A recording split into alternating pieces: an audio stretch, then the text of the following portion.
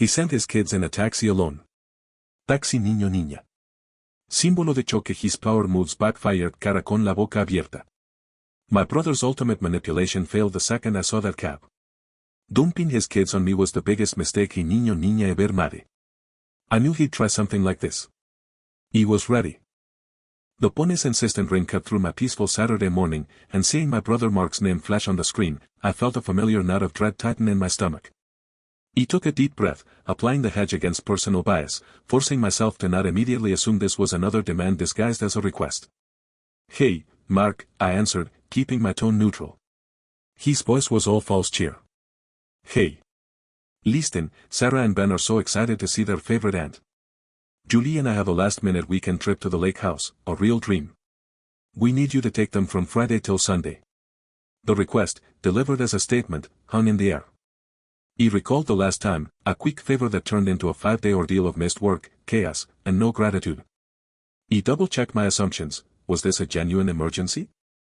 No, it was a leisure trip. Were there other options? Absolutely. The truth was clear.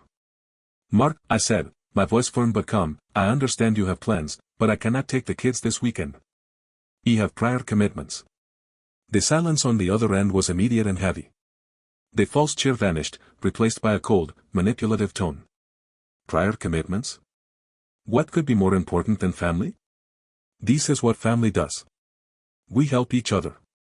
He stood my ground, the image of my documented past experiences with him giving me strength. My answer is no. You need to find another solution.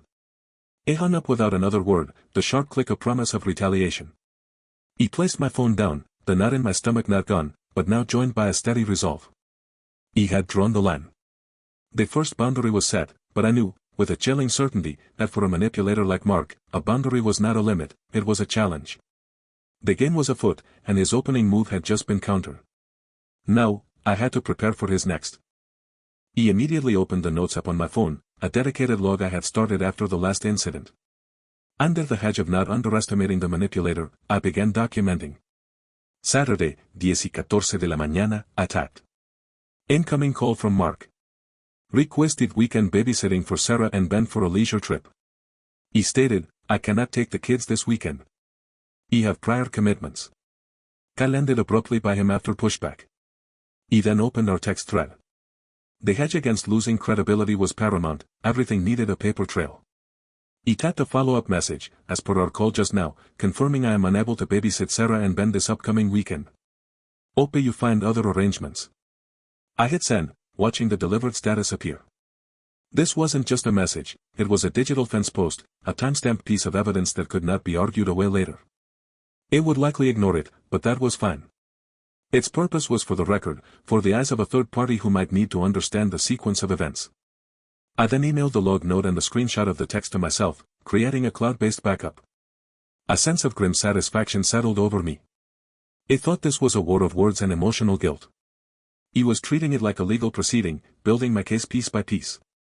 I wasn't just saying no, I was fortifying that no with data, making it a concrete wall instead of a simple line in the sand. His anger was a weapon, but my documentation was my armor. Knowing that emotional battles could quickly escalate into legal ones, I acted on the lawyer up early hedge. He sent a quick email to the family lawyer I had consulted previously, briefly outlining the situation. My brother has requested childcare, which I refused. I did not take the refusal well. I have documented the refusal. I am concerned he may attempt to drop the children off regardless. Wanted to keep you informed and reiterate my legal standing. Within an hour, I had a reply, you have no legal obligation. If he abandons the children on your property, do not accept responsibility. Your first call should be to the police for child abandonment, then to Child Protective Services. Do not let the children inside if you are not willing to care for them, as that can be construed as acceptance of duty. The clarity was a bomb. The lawyer's words transformed my anxiety into a protocol. I wasn't navigating uncharted emotional territory, I was following a pre-approved plan. This wasn't about being heartless, it was about being smart. It was about recognizing that family manipulation often operates in the gray areas of obligation and guilt, and the only way to counter it was with the black and white certainty of the law. He saved the email in a special folder. He was no longer just a sister in a conflict, I was a client with a strategy, armed with professional advice that would neutralize any power move my brother tried to pull. To hedge against the emotional exhaustion I knew was inevitable, I actively engaged my parallel life. He did not sit by the phone waiting for it to ring. He did not spiral into anxiety about what Mark might do. I went to my scheduled yoga class, focusing on my breath instead of his potential plots. He met my friend, Lena, for lunch and talked about her job, her dating life, anything but my family drama. I immersed myself in a work project, the logical puzzles a welcome distraction from the emotional turmoil. This wasn't avoidance, it was preservation.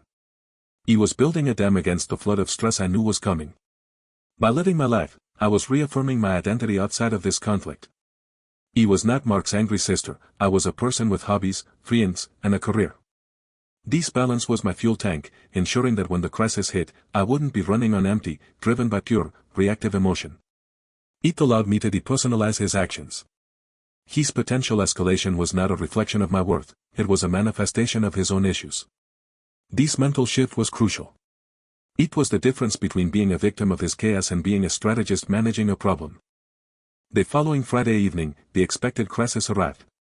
He was reading a book when the distinct sound of a car idling too long pulled me to the window. A yellow taxi was parked at my curb. My heart hammered against my ribs, but the lawyer's words echoed in my mind. I grabbed my phone, opened the camera, and began recording, activating the document everything hatch. Friday, 7:32 de la tarde, I said calmly into the microphone. A taxi has just pulled up to my residence. I watched as the driver got out, opened the back door, and helped my 7-year-old niece, Sarah, and 5-year-old nephew, Ben, onto the sidewalk. They looked small and confused, holding their small backpacks. The driver then walked up my path and rang the bell. He stopped recording for a moment to open the door. I have a delivery for this address, he said, handing me a slip of paper. It only had my address printed on it. I started recording again, zooming in on the paper, then on the taxi's license plate. Can you tell me who paid for this fare and from what address you picked these children up? He asked the driver. It looked uncomfortable but gave me the cross streets, a location near Mark's apartment. The entire interaction was captured in crisp, time-stamped video. The evidence was irrefutable. My hands were steady as I dialed the non-emergency police line. I stuck rigidly to documented logic, my voice even and clear. Jace, I need to report a case of child abandonment. 2 young children, my niece and nephew, have just been dropped off at my address by a taxi against my explicit refusal. I have documented the entire event and have prior written proof that I refuse to accept responsibility for them. The children are currently on my doorstep. He provided my address. The dispatcher confirmed an officer was en route. This was the most critical part of the hedge against losing credibility. By presenting pure facts to an authority first, I established the official narrative before my emotional brother could spin his own. I was the calm, logical one with evidence, he would be the emotional, reckless one. He then made the second, more difficult call. He called Mark, and I recorded it. Mark, I said, my tone flat. A taxi just dropped off Sarah and Ben at my house. The police have been notified and are on their way. You need to return immediately or you will be dealing with them. His roar of fury was barely comprehensible, but it was all on record. Waiting 10 minutes, Mark's car screeched to a halt behind the taxi, which had wisely driven away. He stormed up the path, his face a mask of pure rage. The police cruiser arrived simultaneously. What the hell is wrong with you? He screamed at me, ignoring the officers. Calling the police on your own family? You heartless bitch. He stood silently, letting him perform. The 2 officers stepped between us. Sir, calm down. He then spoke, my voice a quiet contrast to his screaming. Officers, as I reported, these children were abandoned here. I have full video documentation of the taxi and the driver's statement. I also have this text message from a week ago, where I explicitly refused to babysit. He showed them my phone. He presented the facts, not the emotion. Mark spluttered, trying to gaslight me, claiming it was a misunderstanding, and I had agreed. But his words were empty air against my digital evidence. The officer saw a documented case, not a he said she said argument. My credibility was intact, his was shattered. The officer spoke with Mark separately.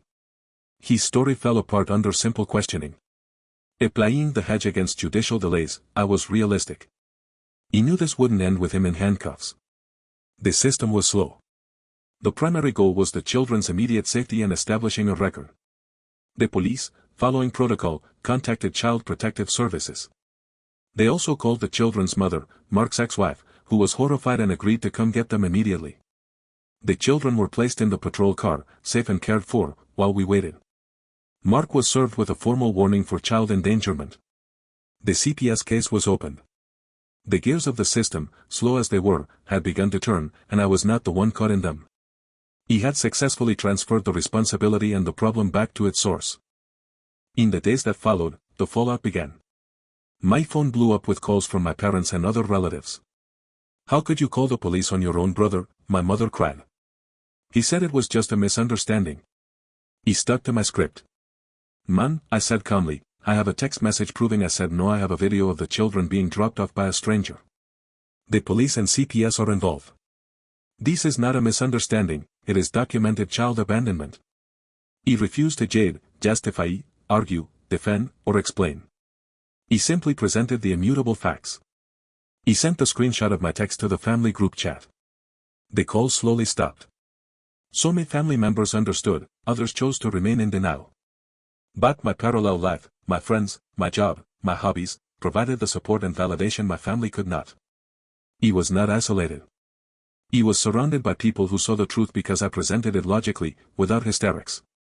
Weeks turned into a month. The CPS investigation continued. Mark was required to attend parenting classes. The hedge against judicial delays was a lesson in patience. There was no dramatic courtroom scene, just a slow, grinding administrative process. He continued to live my life, my parallel existence stronger than ever. I documented any further attempt at contact from Mark, an angry voicemail, a text from an unknown number, and forwarded it all to my lawyer and the CPS caseworker. I was playing the long game, understanding that true stability isn't won in a single battle, but built through consistent, disciplined action over time. The urgency was gone, replaced by a steady, confident progression toward a permanent resolution. A final hearing was scheduled with family court to formalize the custody arrangement. He did not attend. It wasn't my battle. The outcome, which my lawyer relayed to me, was that primary custody was granted to the children's mother, with Mark's visitation rights becoming supervised for a probationary period. There was no apology, no dramatic reconciliation. There was, instead, a quiet peace. The constant tension that had defined my relationship with my brother was gone, replaced by a firm, legal boundary. By applying every hedge, legal, emotional, and logistical, I had protected myself from being consumed by his chaos. The story ended not with a feast of victory, but with the simple, profound satisfaction of a sustainable peace, built not on hope, but on documented proof and unshakable personal balance. The unwanted passengers had finally reached their correct destination, and I was free to continue my own journey.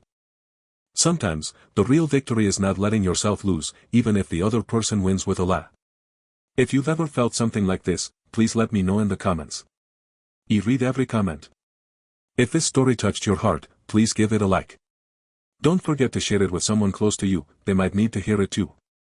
And if you want to hear more such real stories, subscribe to the channel. See you in the next story.